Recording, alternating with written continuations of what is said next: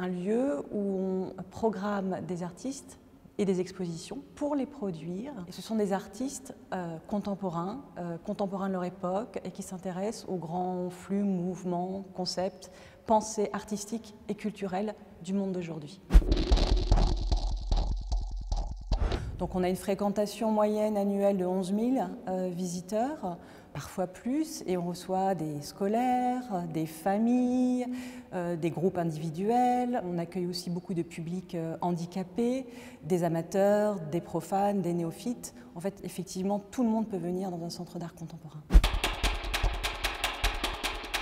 Ces ateliers sont animés par des tout jeunes artistes ou des étudiants de l'École des Beaux-Arts, les ZAD Pyrénées-Tarbes-Pau, qui est juste à côté, avec qui nous avons une bonne convention de partenariat. Ces ateliers, donc, ce sont des ateliers à la fois de pratique artistique, on peut apprendre le modelage, on peut apprendre l'aquarelle, la peinture, peu importe selon l'exposition, mais aussi, plus que d'occuper les mains, ce sont aussi des ateliers qui sont faits pour occuper les esprits, les motiver, les stimuler et donc permettre une autre compréhension du travail et de la démarche de l'artiste à travers le faire des objets, faire des formes, créer des petites œuvres ensemble ou séparément et découvrir des univers, des matières, des pratiques, voilà, beaucoup d'apports tout à fait variés issus du champ de la création contemporaine.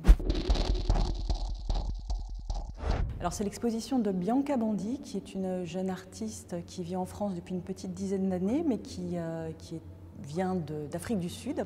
Et je l'ai invitée parce que j'avais découvert son travail il y a quelques années. J'avais été bouleversée par son approche qui mêle science et ésotérisme, qui s'intéresse au monde vivant, la nature, l'écologie, mais aussi au non-vivant, au rite, au chamanisme, à la sorcellerie.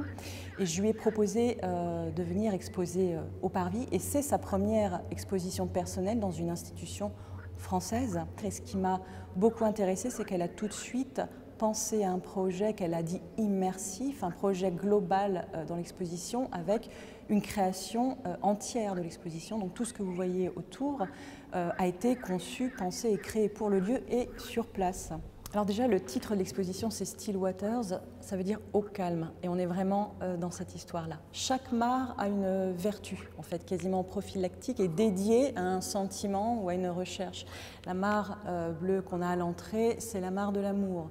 On a la mare de la chance, de l'inconnu, du leadership, un peu plus loin. Il y a tout un tas d'items, de sujets pour chacune d'entre elles. Ce qu'il y a de particulier, c'est qu'effectivement, chaque mare créée par l'artiste est constituée d'un mélange, d'une symbiose de matières, de sel, de cuivre et d'eau. Et ce que vous voyez aujourd'hui, c'est une exposition vivante qui, dans le décours de l'exposition, se transforme petit à petit. L'eau s'évapore, le sel cristallise, forme des petits cristaux dans lesquels on peut aussi plonger le regard pour faire cet effet de méditation et de révélation à soi. Les fleurs tout autour créent un paysage aussi onirique. Elles ont été travaillées par une fleuriste qui s'appelle Fanny Testa Genovese, qui a composé un paysage sauvage, printanier, pour accompagner aussi la déambulation. Et on invite le spectateur à choisir sa mare, à s'asseoir sur la banquette, à se concentrer et à plonger son regard dans l'eau ou le reflet du cristal.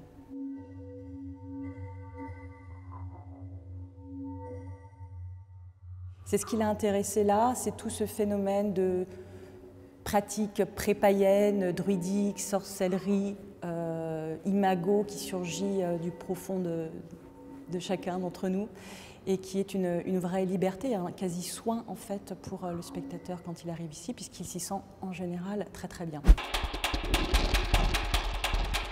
Le son, qui est un landscape sonore créé par Jen Hutt, qui accompagne tout l'imaginaire et le mystère de cette installation, et la chance qui est donnée dans un espace d'exposition d'être un acteur de l'œuvre en pratiquant ce quasi-yoga, cette concentration intense et bénéfique, en plongeant le regard donc dans les mares. Donc pour moi, c'est une exposition vraiment qui fait du bien.